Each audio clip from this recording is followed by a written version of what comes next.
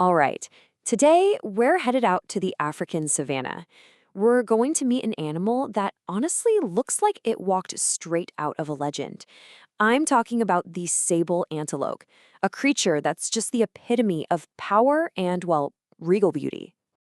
So what is it about this animal that just makes it so unforgettable?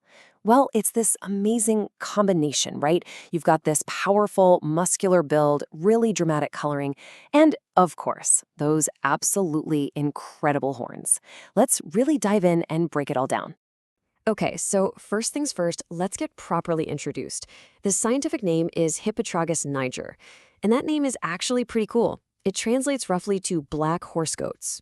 And you know what? It's a perfect fit, especially when you see a full-grown male. The resemblance to a powerful, wild horse, it's just undeniable.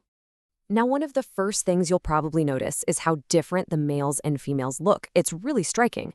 The bulls, once they start to mature, they get this stunning, glossy black coat, and they're just bigger, heavier, and taller. The cows, on the other hand, they tend to stay a rich chestnut or dark brown color. This kind of visual difference is a classic example of what scientists call sexual dimorphism.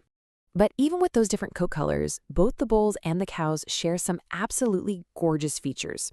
They've got this pure white belly and rump, and these really distinct white markings on their face, almost like eyebrows. It creates this beautiful, sharp contrast against their dark coats. And then there's that thick, upright mane on their neck.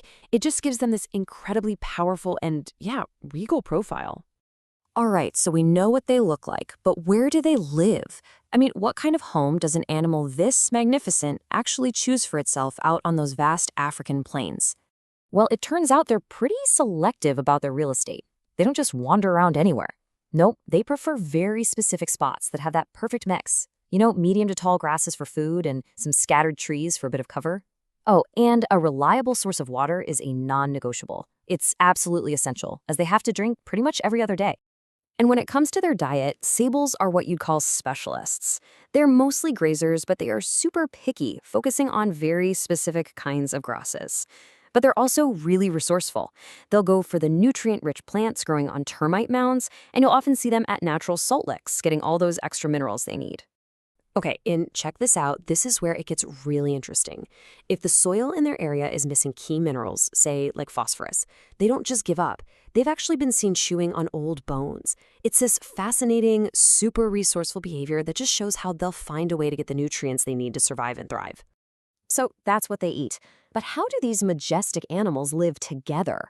Well, it turns out their social structure is every bit as defined and impressive as the way they look. But hey, before we get too deep into that, let's quickly go over the names we use. Knowing the lingo for the sables family, male, female, young one, and the group, just makes it way easier to follow along with how their society works. So these herds are really the heart of sable society. We call them breeding herds, and they're usually made up of about 10 to 30 females and their calves, and the whole group is led and protected by one single, powerful, dominant bull. This whole social setup is really important for keeping the population strong. See, when the young males get to be about 3 years old, that dominant bull kicks them out. They then go off and form what are called bachelor herds. Think of these as training grounds, right? They hang out, they spar, they get stronger, and they wait until they're mature enough to challenge another bull for the right to lead their very own herd. Okay, let's switch gears and follow the journey of a brand new calf. Honestly, their first few weeks of life are a total masterclass in survival. It's this carefully orchestrated strategy to keep them safe when they're at their most vulnerable. It's a really amazing process, step by step, to give that little calf the best possible start. It's born with this light tan coat, which is just perfect camouflage in the tall, dry grass. And the mother, she actually keeps her distance so she doesn't accidentally lead predators right to the hiding spot. She just pops in a few times a day for a quick nursing session. Then, only when the calf is strong enough and fast enough to keep up, is it finally introduced to the safety of the main herd. And that brings us to the sable's crowning glory, its most famous, most formidable feature. You just can't talk about this animal without talking about those absolutely magnificent horns. I mean, the sheer scale of these things is just breathtaking. A bull's horns can grow to be over 5 feet long. That's taller than a lot of people, and they sweep back in that iconic, majestic curve. The cow's horns are a bit shorter and slimmer, but don't be fooled. They are still incredibly impressive and very formidable weapons. Yeah, this quote really says it all. Those horns, they're not just for show, not an accessory. They are the defining characteristic of the sable antelope. They're a symbol of its power and its grace all in one. And these horns are absolutely critical tools for survival. A sable can, and definitely will, defend itself fiercely against predators like lions and hyenas, and they're often successful.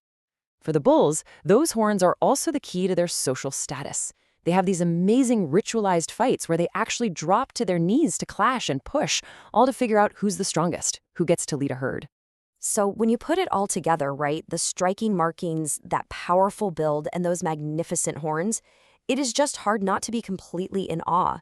It really makes you wonder, is the sable antelope the true definition of wild grace?